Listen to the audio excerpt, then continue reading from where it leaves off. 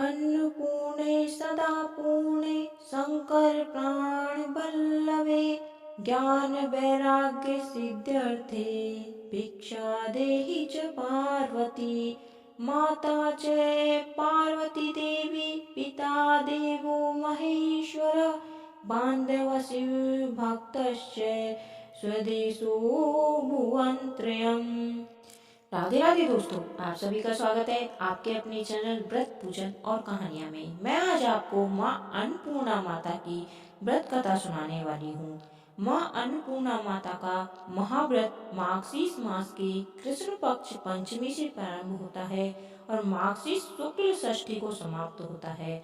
यह उत्तमोत्तम व्रत 17 दिनों का होता है और कई भक्त 21 दिनों तक इसका पालन करते हैं।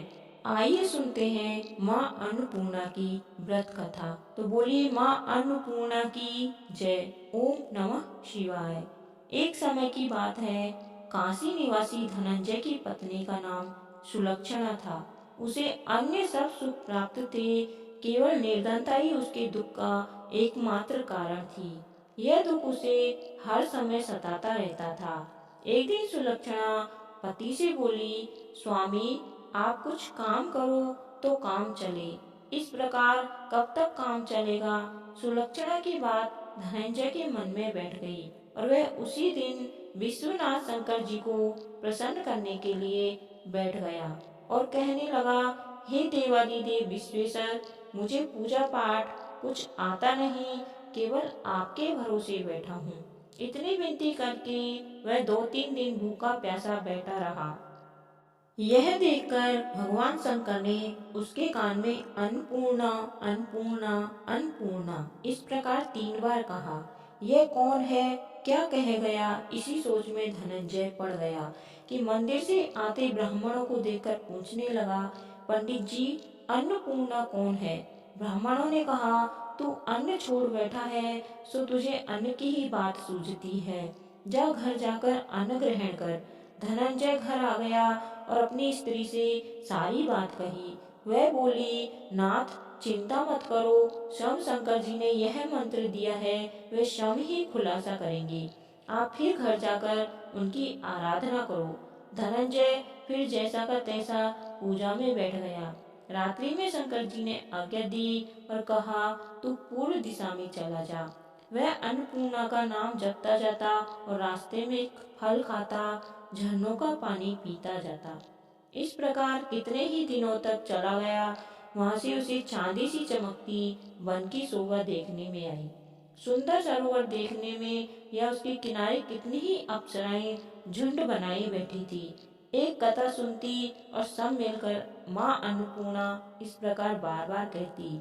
यह अगहन मार्गशीर्ष मास की उजेली रात्रि थी और आज से ही व्रत का आरंभ था। जिस शब्द की खोज करने वह निकला, वह उसे वहां सुनने को मिला। धनंजय ने उनके पास जाकर पूछा, हे देवियों, आप यह क्या करती हो। यह सबने कहा, हम माँ अन्नपूर्णा का व्रत करती हैं। धनंजय ने पूछा, व्रत पूजा करने से क्या होता है, यह किसी ने किया भी है, इसे क्या किया जाता है, कैसा व्रत है और कैसी विधि है, मुझे भी विस्तार से बताओ। वे कहने लगी, इस व्रत को सब कोई कर सकते हैं। 21 दिन तक के लिए 21 गांठ का सूत्र लेना चाहिए। 21 दिन यदि न बने तो एक दिन उपवास करें। यह भी न बने तो केवल कथा सुनकर प्रसाद लें। निराहार रहकर कथा कहे, कथा सुनने वाला कोई न मिले तो पीपल के पत्तों को रख सुपारी या घृत कुमारी ग्वार पाठा वृक्ष को सामने कर दीपक को साक्षी कर सूर्य, गाय, तुलसी या महादेव को बिना कथा सुनाए मुख में दाना न डाले। यदि भूल से कुछ पड़ जाए तो एक दिवस फिर उपवास करें। व्रत के दिन क्रोध न करें और झूठ न बोलें। धनंजय बोला, इस व्रत के करने से क्या होगा। वे कहने लगी, इसके करने से अंधों को नेत्र मिले, लूलों को हाथ मिले, निर्धन के घर धन आए, बांझी को संतान मिले, मूर्ख को विद्या आए। जो जिस कामना से व्रत करे माँ उसी इच्छा पूरी करती है। वह कहने लगा, बहनों, मेरे पास भी धन नहीं है, विद्या नहीं है, कुछ भी तो नहीं है। मैं तो दुखिया ब्राह्मण हूँ। मुझे इस व्रत का सूत्र दोगी? हाँ भाई, तेरा कल्याण हो, हम तुम्हें अवश्य देंगे। ले इस व्रत का मंगल सूत्र ले। धनंजय ने व्रत किया, व्रत पूरा हुआ। तभी सरोवर में से 21 खंड की सुवर्ण सीढ़ी हीरा मोती जड़ी हुई प्रकट हुई। धनंजय जय अन्नपूर्णा अन्नपूर्णा कहता जाता इस प्रकार कितनी ही सीढ़ियां उतर गया, तो क्या देखता है कि करोड़ों सूर्य से प्रकाशमान अन्नपूर्णा का मंदिर है। उसके सामने सुवर्ण सिंहासन पर माता अन्नपूर्णा विराजमान है। सामने भिक्षा हेतु भगवान शंकर खड़े हैं। देवांगनाएं चमर डुलाती हैं। कितने हथियार बांधे पहरा देती हैं। धनंजय दौड़कर जगदम्बा के चरणों में गिर गया। देवी उसके मन का क्लेश जान गई। धनंजय कहने लगा, माता, आप तो अंतर्यामी हो, आपको अपनी दशा क्या बताऊं? माता बोली, तूने मेरा व्रत किया है, जा, संसार तेरा सत्कार करेगा। माता ने धनंजय की जिह्वा पर बीज मंत्र लिख दिया। अब तो उसके रोम रोम में विद्या प्रकट हो गई। इतने में क्या देखता है कि वह काशी विश्वनाथ के मंदिर में खड़ा है। माँ का वरदान ले धनंजय घर आया। सुलक्षणा से सब बात कही। माताजी की कृपा से उसके घर में संपत्ति उमड़ने लगी। छोटा सा घर बहुत बड़ा गिना जाने लगा। जैसे शहद के छत्ते में मक्खियां जमा होती हैं, उसी प्रकार अनेक सगे संबंधी आकर उसकी बड़ाई करने लगे। कहने लगे, इतना धन और इतना बड़ा घर, सुंदर संतान नहीं तो इस कमाई का कौन भोग करेगा? सुलक्षणा से संतान नहीं है, इसलिए तुम दूसरा विवाह करो। अनिच्छा होते हुए भी धनंजय को दूसरा विवाह करना पड़ा और सती सुलक्षणा को सौत का दुख उठाना पड़ा। इस प्रकार दिन बीतते गए। फिर आगहन मास आया।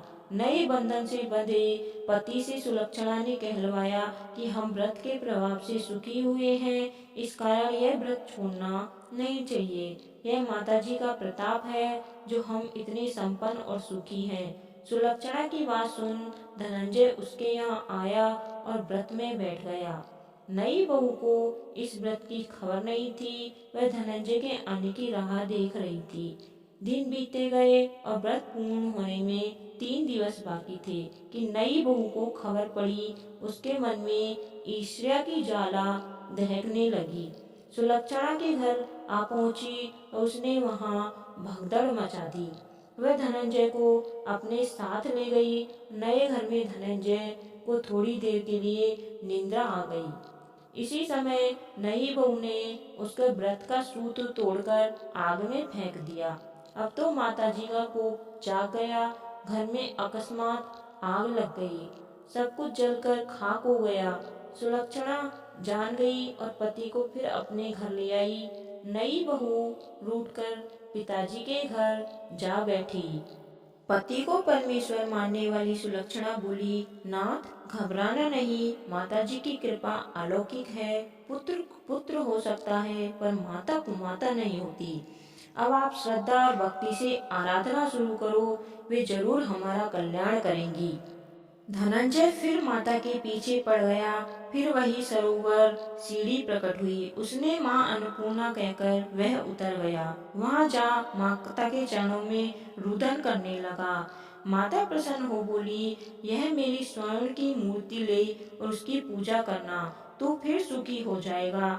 जा, मुझे तेरा आशीर्वाद है। तेरी स्त्री सुलक्षणा ने श्रद्धा से मेरा व्रत किया है, उसे मैंने पुत्र दिया है। धनंजय ने आंखें खोली तो खुद को काशी विश्वनाथ के मंदिर में खड़ा पाया। वहां से फिर उसी घर को आया। उधर सुलक्षणा के दिन चढ़े और महीने पूरे होते ही पुत्र का जन्म हुआ। गांव में आश्चर्य की लहर दौड़ गई। इस प्रकार उसी गांव के निसंतान सेठ के पुत्र होने पर उसने माता अन्नपूर्णा का मंदिर बनवा दिया।